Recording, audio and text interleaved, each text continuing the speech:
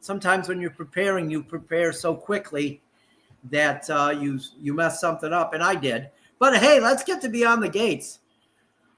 Let's get to what's going on old Fairmount Crest. Our Duprees, they had a rough week. They finally had to deal with the Martin fallout. Anita returned from her articulate thing last week, and that got the articulates got back together this week. Vernon helped negotiate a settlement, which was awesome. I can't wait to see how this all goes, and eventually a performance by the articulates. I think it's going to be great. Everybody's always, these 20-year-old singers, 25-year-old singers. How about singers that are older and are mature and really know how to perform? And I think the articulate reunion is going to be great. I love Anita. I love the whole vibe of the older people on this show being main characters, not just being there, being main characters, having storylines. Vernon has a storyline. Anita has a storyline. It's great. It's that's what it should be, because in our lives, in real life, I got itchy back.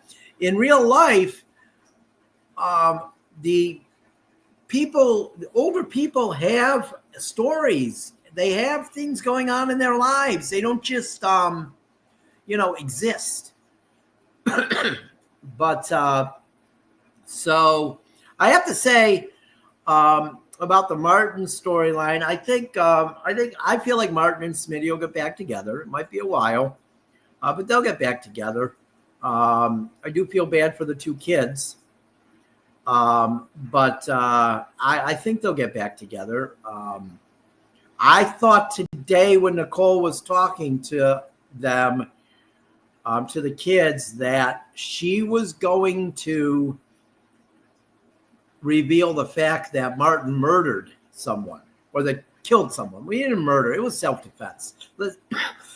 It's not murder if it's self-defense.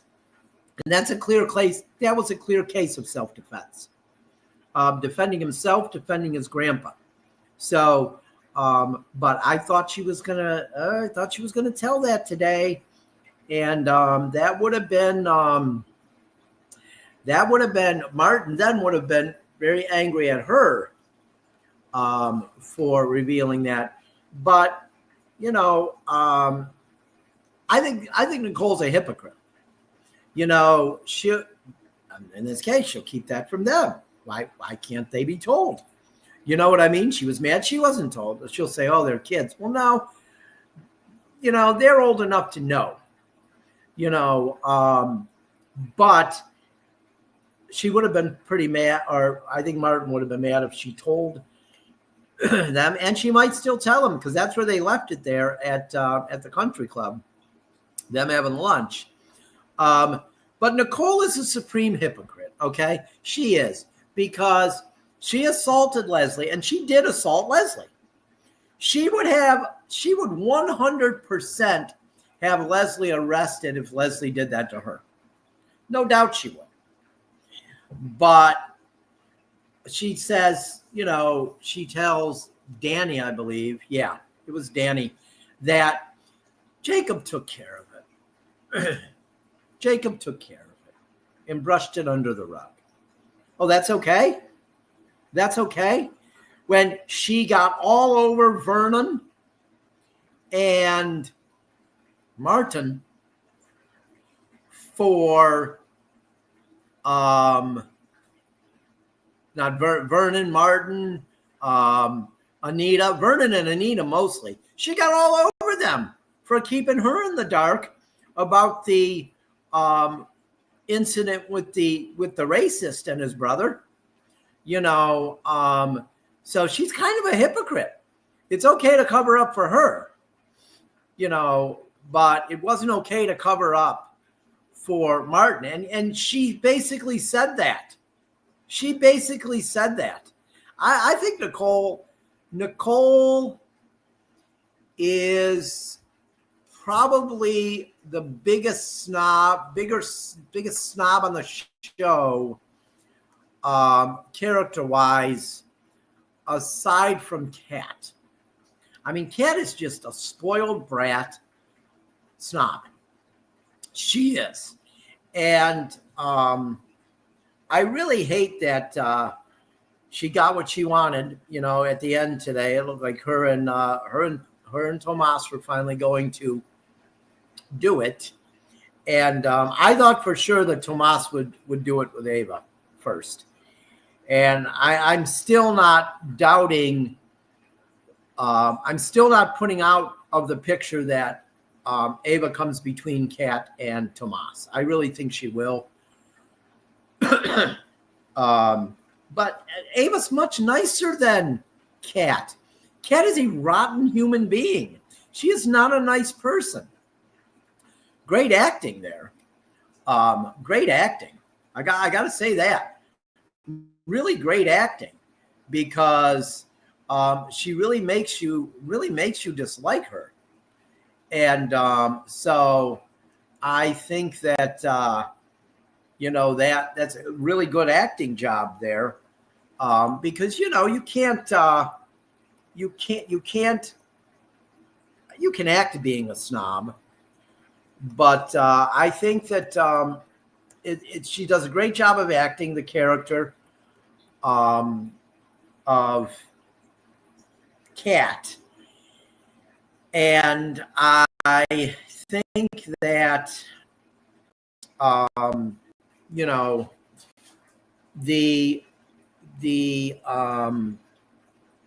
she's Colby Muhammad. She's a good actress because she really makes me hate Kat. I really hate Kat. I can't stand Kat. Kat is a snob. So Colby Muhammad does a really good job in the part. And also, I got a little funny story for you.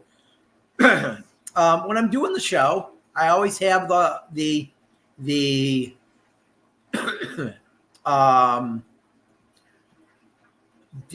cast up in front of me. Beyond the Gates cast. It has their pictures and it has all of their all of their names. Because I'll admit it, I'm 57 years old.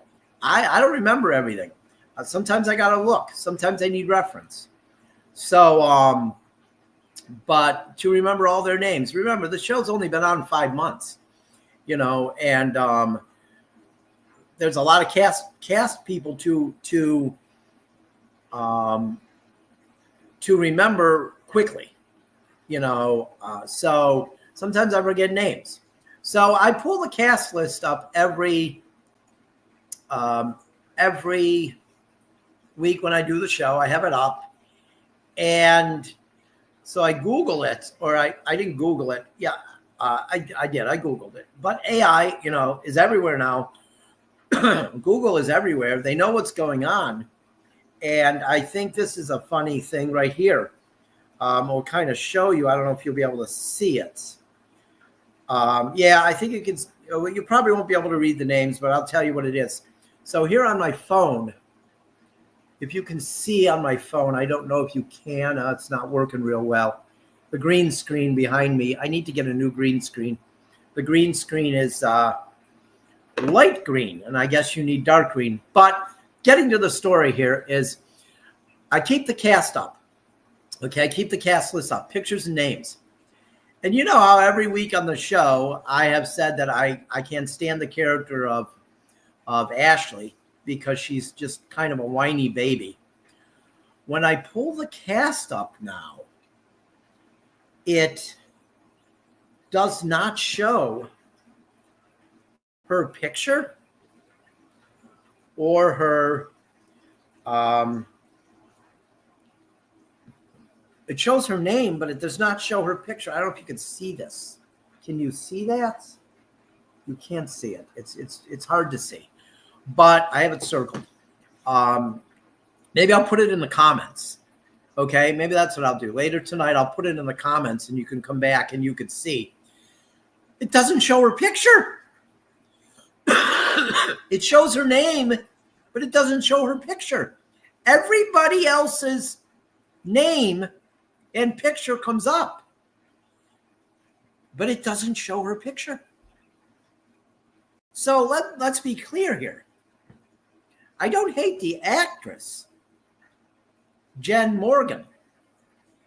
Okay. I don't hate the actress, or Jen Jacob. I don't hate her. I can't stand the character Ashley Morgan. Maybe AI will understand that and they'll put her picture back. But I just think the show would be just fine if Ashley Morgan was not on the show. So, but it's funny that when I Google it on the two computers that I use, her picture does not come up. So it's very weird. But again, Nicole is a hypocrite because she's okay with Jacob covering up for her assaulting Leslie at Orphe Jeans. I enjoyed her assaulting her because Leslie deserved it. But I still feel like this whole thing is going to end probably at an unexpected time too. I still feel like this whole thing's going to end with Leslie being murdered. I really have this feeling. Or Leslie committing suicide and making it look like a murder. I just feel like that's going to happen, and you know, I could be dead wrong. I've been dead wrong before. But the Martin thing got resolved much quicker than I thought it would get resolved. Much quicker than I thought it would get resolved. Well, it's not resolved, but it's out in the open what happened that night. You know, they were covering that. They did cover it up for almost 5 months, which is pretty good. You know, when you could talk about something and cover it up for almost 5 months. The Ava Cat Tomas thing, yeah, I mean, I still think that Ava and Thomas will sleep together. Tomas will sleep together. I have a son, Thomas, and a brother, Thomas. So I guess calling Tomas Thomas, that's just my mistake. But it's Tomas.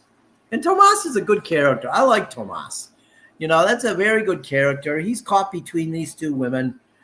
Alex Allegria does a very good job in the role of Tomas. He really does. And I mean, it's not too bad working with those two women either. I mean, they're pretty good looking women. So that it's, I'm sure that's not too hard, but and for them it's not too hard either because he's a good looking guy. But it's a good storyline. It's your typical soap opera storyline. You know, I mean, every soap opera on TV has a love triangle. Every single one. There's never been a soap opera on television. Well, I guess maybe in the 50s, some of those, you know, they didn't have love triangles. But you know, some of the shows, some of the early soaps, you know, let's see.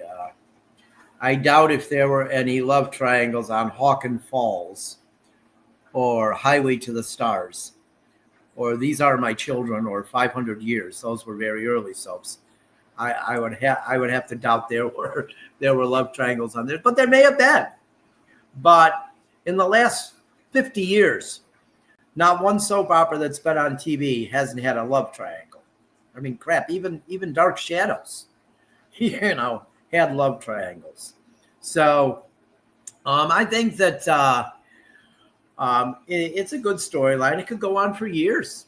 You think about it, that a love triangle most of the time it means work for the actors. I don't think that, you know, unless an actor decides to leave a show, But if the love triangle is really good, the show is going to offer them money to stay. I feel like Tomas, Ava, Kat love triangle. This could go on for a while. This could be. I mean, look, crap. The Brooke Taylor Ridge love triangle has been going on for in different variations for 38 years on Bold and the Beautiful. Bold and the Beautiful. So I mean, it could be a long haul for Kat, Ava, and Tomas. But I just think Kat is really a snob. She's a spoiled rich kid. The other three do pre-grandchildren. You know, they're nice people. I like Chelsea. I think Chelsea's probably, well, you know what, Chelsea. You know, I like Chelsea a lot, and I also like Naomi a lot too. You know, they're very good characters. I like them a lot. They're nice people. They're good people. You know what I mean? They're good people. You know, I think Chelsea and Naomi are an example of, you know, Bill and Danny did a good job with their kids. Kat's an example of Nicole and Ted spoiled the shit out of her.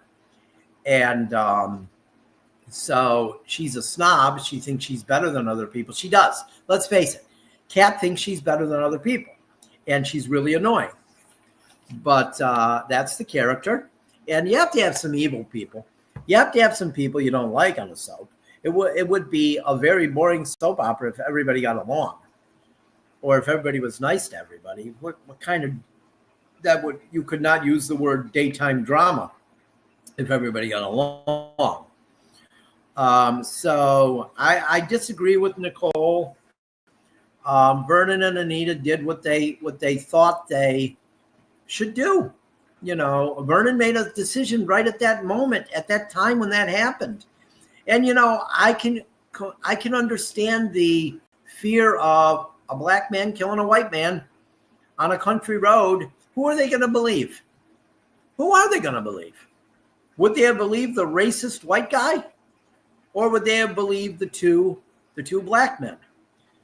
The world we live in today, unfortunately, I think we've taken steps back. Unfortunately, yeah, they would have believed the white racist. I mean, there have been some cases where they believe the black man, but usually the white man gets in trouble, but the black man's usually dead by that point. You know, we have many instances of that. So I think that Vernon did the right thing 2 years ago on that horrible, awful night and covered it up. I think it's really going to destroy Jacob, though, when he finds out that his father is, well, essentially covered this all up. So I guess you almost have to say that Elon Hawthorne, the chief of police, he's dirty. He's dirty. How can you say he's any less dirty than Marcel Morgan or Marcel Malone? You can't. Elon is as dirty as Marcel. Yes, he didn't pull the trigger. He didn't dispose of the first body and help cover everything up, but he's just as dirty.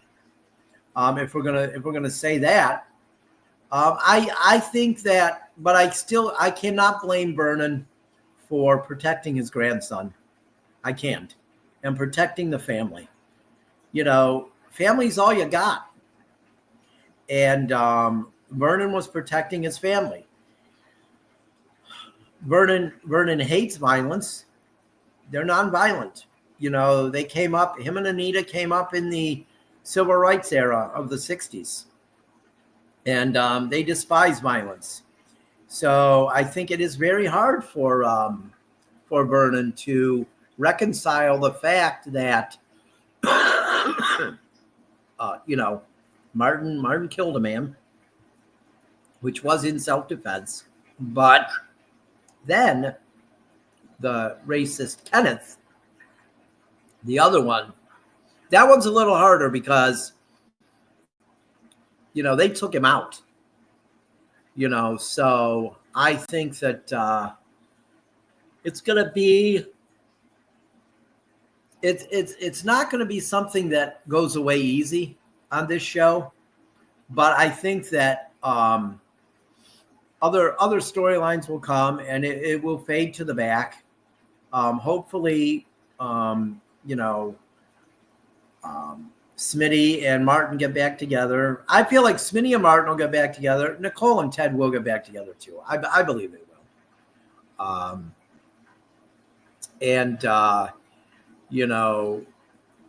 I think Haley wondering what's going on with Bill, and did he murder someone, or was he involved in a murder? I think that's going to be something. And when that comes out, if she finds out that Bill was involved in a murder and helped the Duprees, Bill better not ever divorce her because it will not end well. Everything will come out then. And maybe that's where this is headed too. Because, obviously Haley is using a surrogate to have the baby. We found that out the other day because of that secret phone call. But so there's a lot of things with this story. There's a lot of things. This isn't just cut and dry. Martin killed someone in self-defense. No, there's a lot of cover-up, things that happen from a cover-up. I love Vernon protecting Naomi by giving her money, and he's there. She can use it, attorney-client privilege. That's it. She doesn't have to. She never has to say anything. She is covered. So, there's a lot going on in Fairmount Crest. I mean, if you don't watch it already, maybe you saw this podcast and you thought, oh, see what this is. If you haven't watched it already, I'm telling you, and you like soap operas, I think that you'd want to watch it. I think it's a great show. I enjoy it every week. We were having some issues with our internet here, and I wasn't able to use YouTube TV. That's what my subscriber.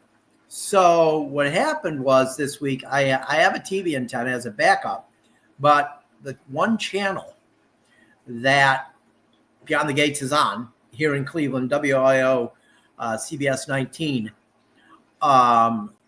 we were not, it wouldn't come in.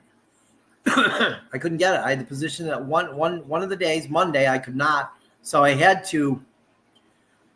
gotten rid of some streaming, but so yesterday or Monday, I have a Paramount Plus subscription, so I had to watch it on there.